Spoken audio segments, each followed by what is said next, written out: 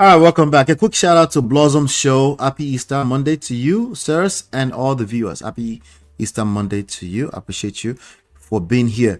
Now, let's get into this CBEX scammers exposed.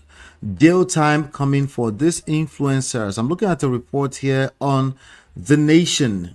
Ponzi influencers, bloggers risk imprisonment. A new tight regulation. Nigeria's apex capital market regulator, Securities and Exchange Commission (SEC) has issued a stern warning to celebrities, social media influencers, and bloggers over the promotion of unregistered and fraudulent investment schemes.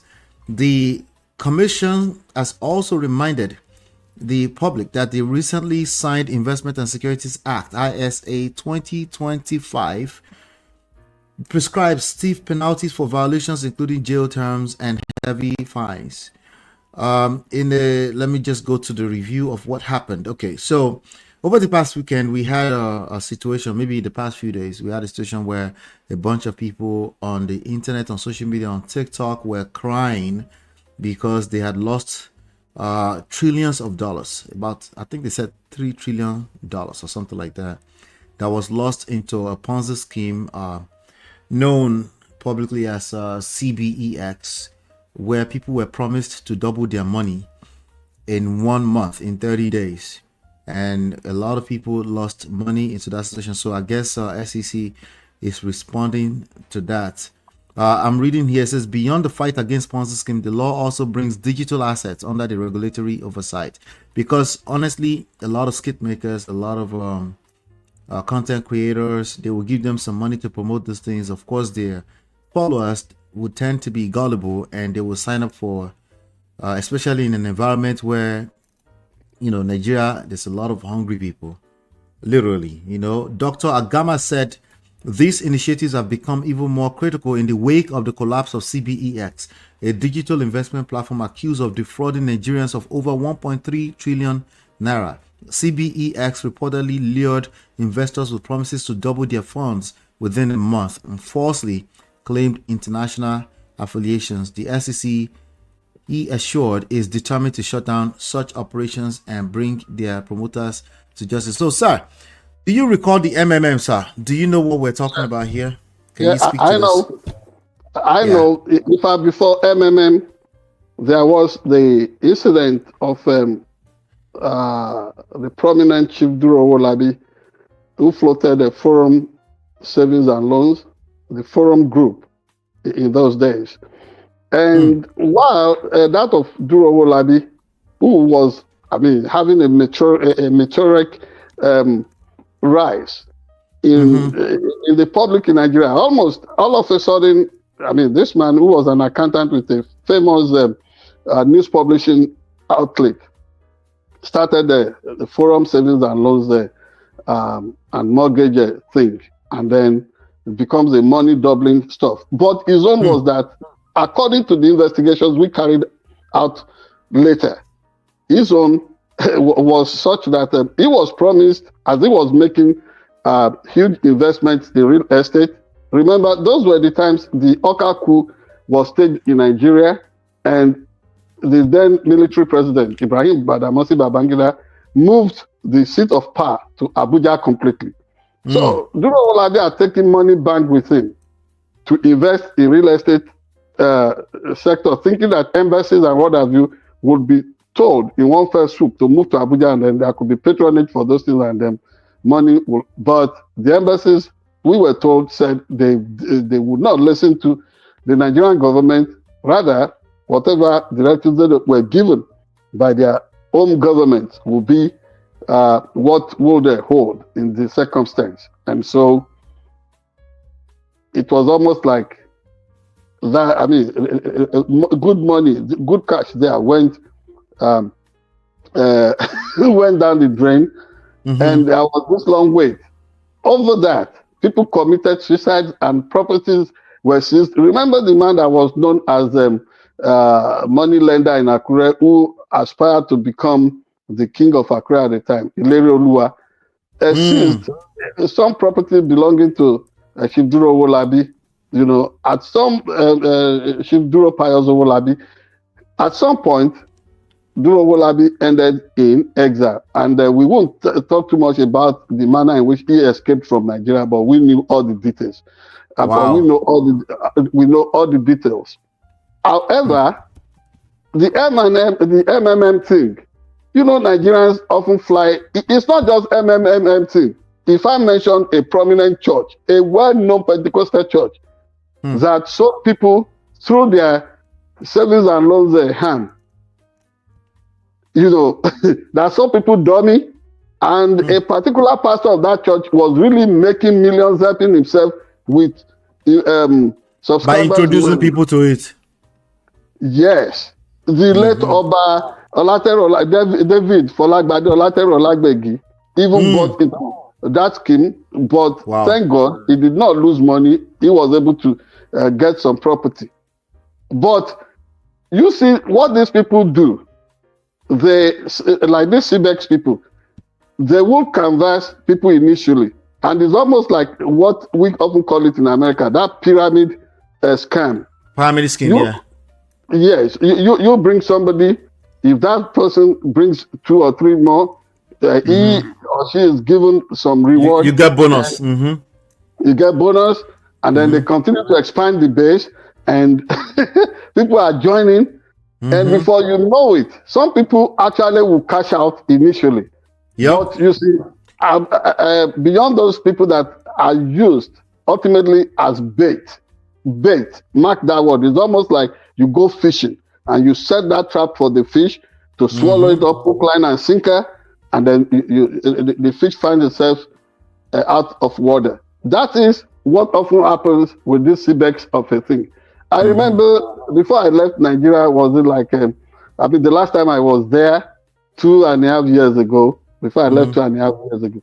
Yeah, somebody came and was pushing this kind of deal towards us about Bitcoins and what have you. And then my younger brother, who happens to be one of our directors in Nigeria, cautioned me that big bros, you can be highly emotional when things like this happen to you. Why don't you just face your journalism and stay out of this? And he doesn't jump at anything, even when people say come and take contract, give us upward stuff of 20%. He rules against it. Sometimes I may be tempted to wonder, but he is a thoroughbred project and IT manager. He cautions me, and I listen to all of you in my circle. It was duly cautioned. To be honest, it's enticing. To be honest, it's enticing. Yeah, but honestly, if one thing is this one that the NSC, the Agama of NSC is just saying that if it sounds too true, then it may not be true and all that. NSC, instead of you mean SEC? No, the stock exchange or whatever they call it, security exchange rather. SEC. Yes. Yeah. They are reactive instead of being proactive. Right. Well, they have pushed all kinds of untenable arguments about this CBEX thing, and none of them is holding water. For some people somewhere to have penetrated Nigeria like this. Remember, we mentioned Chief Duro Owolabi. Duro Owolabi is a Nigerian. I don't know if he's still alive in Britain, where he escaped to in exile in those years. I don't know if he's still there. But that is a Nigerian. But these ones, they dropped all kinds of names, Canada, wherever that they claim to have come from. And the checks show that they actually acquired what's it called? The incorporation certificate from the Corporate Affairs Commission, CAC in Abuja, and other things that they push towards the public. Then they even were able to make certain citation validation from EFCC. So it therefore means that several Nigerian officials at multi-layers took their eyes off the ball. Under their watch, what is called national security is all a genetic thing about military that we all focus on. You must be able to secure the country in all spheres. You understand the point I'm making? So financial security is part of the deal. Financial security is part of the deal. Monetary security, policy security is part of the deal. But under the watch of the current government and successive administrations in Nigeria, it is so easy for anybody to come into Nigeria. 1.3 trillion naira was carried away just like that. That is some cool money. Like an accidental lawmaker once said, now I know I'm making cool money in Nigeria. That is what some foreign interest. So these people, the territorial aggression that we're talking about, what do they think it amounts to? It's the territorial invasion, territorial aggression against Nigerians and Nigeria. And all that money is gone now. These ones that they are saying, oh, how would the investors make their money back and serving? They are always assuring us all the time. Nobody needs any vague assurance anymore. They should, yes, this is where instead of sending their media attack dogs to fly the idea, the funny idea, the discredited idea of NIA, National Intelligence Agency, which is the equivalent of CIA in Nigeria, that they can go against what's it called? Dissident people who disagree with the administration internationally and start killing them. And I know what I'm talking about. Some stupid and really retarded journalists have been flying that idea that, oh, if somebody insults the president of Rwanda, the Rwandan international intelligence something would smoke them out and cream them and kill them, which is a surreptitious, which is a subtle way of selling the idea that whoever criticizes Nigerian leadership should be sorted out and killed wherever they live overseas. That is not what any responsible government should want to do. That you want to be killing your citizens who disagree with you internationally. Rather, this is one busy time. This should be one busy time for NIA. They should combine their efforts with Central Bank, the Security Exchange Commission, all of them, and EFCC, the Interpol, and trace these people. There must be a trail wherever that money can be found. And the individuals behind it, that is when we will know that we have a pro-citizen government, we have a pro-citizen National Intelligence Agency in NIA that can always stand for the defense of Nigerians and Nigeria's territorial integrity. When that is done, everybody will be able to give kudos to Bola Tinubu. Don't forget, under the watch of Bola Tinubu, there has been several aberrations. People coming, gendarmes, and all kinds of terrorist individuals and bandits invading Nigeria, killer herdsmen, going to places like Benue, Plateau. Early this morning, earlier today, there was a peace procession. Instead of people celebrating the resurrection of Christ today in places like Plateau, what were they doing? On procession, peace procession, and as at the last count, somebody has just died. Instead of anybody borrowing a word from Ari Belafonte's song, Banana Boat Song, Mr. Taliban, tally me banana. What they are telling us in Nigeria is the Taliban is telling us body count. No, that ought not to be the situation. What we want to see is them telling us good governance, good economic fortune. So in places like River State, in places like Plateau, Benue, and all over, what do we find in this season? Despondency instead of hope. And resurrection, Easter is supposed to bring hope. They just write it, it doesn't mean anything to them. So whether it is CBEX, whether it is about some good work for security people to do in Nigeria, at you remember what T.Y. Danjuma just said at the launch of his, and T.Y. Danjuma, by the way, let's just give him kudos.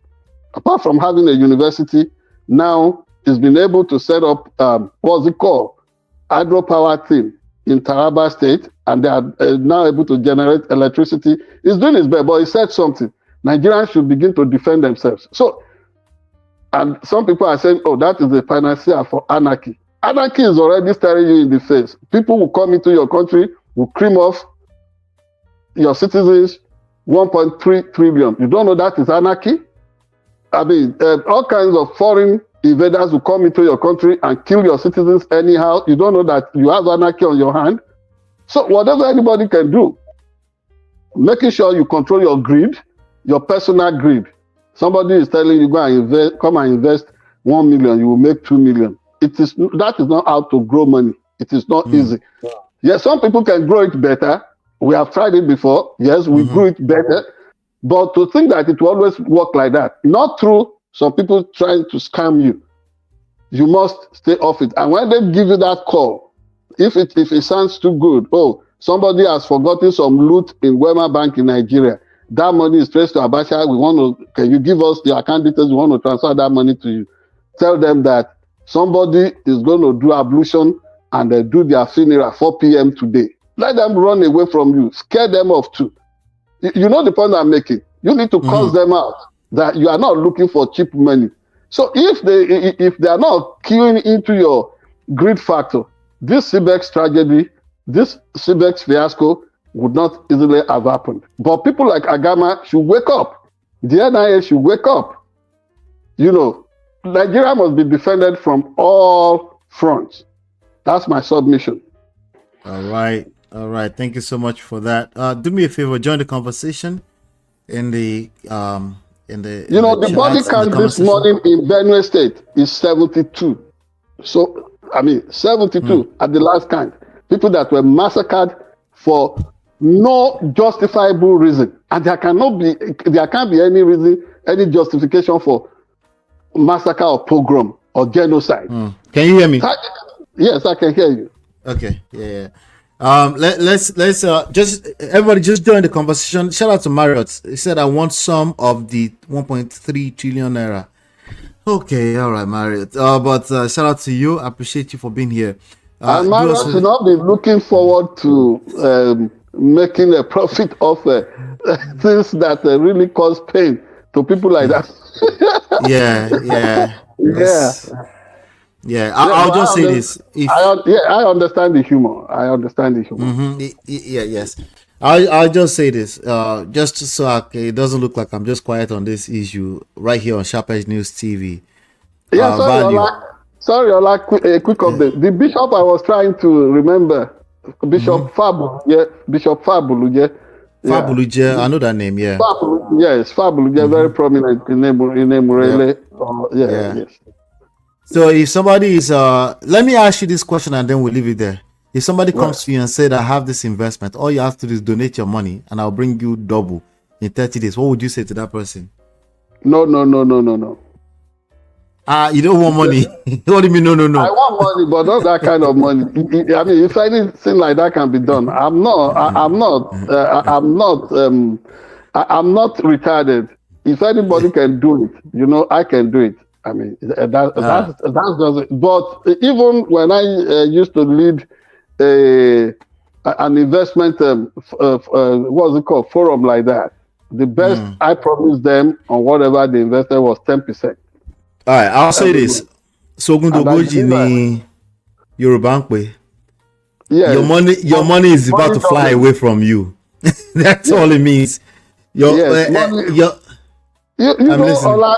Allah, we didn't get to where we are today.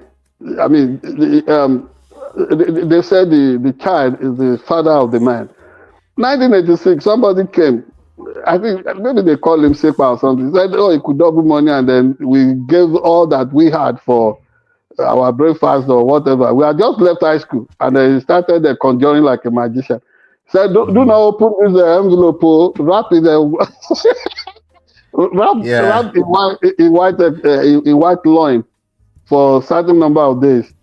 And then I followed religiously what the guy said. And when I took the envelope to somewhere, where we had a mango plantation at the back of our house in Aedo in those days. And then I opened the envelope. What did I meet inside? No money. It was a stack of neatly cut what do you call it? Papers. Writing, I mean, loose sheets. No money in it. So we have tested that part, and we know For the more record, often sir. than not. Yeah. For the records, those type of schemes are here, and there are many of them. Oh And yes, it's of course in America here, it's almost, I mean, it's what is called being sold snake oil, or somebody wants to sell you, wants to sell you World Trade Center. but particularly those type with investment linked, usually these days they are often linked to cryptocurrency. They are often linked to some kind of digital platform. Sometimes when they say you are getting returns on your money, all you are looking at is a dashboard on your phone, and you think your money is growing, until one day all of that will affect your psyche. And if you're not very careful, if you're not content, if you're not in a very strong place, you can easily fall for this kind of things, especially when there's a rampant preaching of cutting edge technology that is about to be the biggest transfer of wealth in history. If you start to hear things like that, you just know that. I remember the .com. Ask them too. Do you remember the .com bust? Yeah, until the dot become actually went colors. So yeah, that's not to say, but this is the key thing: value. If the only value you're bringing to people is multiplying of the money or potential pain in the future, please, let's just be guarded in these things. You're going to see many of them, and I get it. It might seem like you're about to lose opportunities. Just please be careful. Make sure there's actual value. Yes, generational wealth, Marriott, exactly. Anyway, join the conversations in the chat. Hit the like button, share, subscribe. We have some other trendy stories around the world. We will be right back.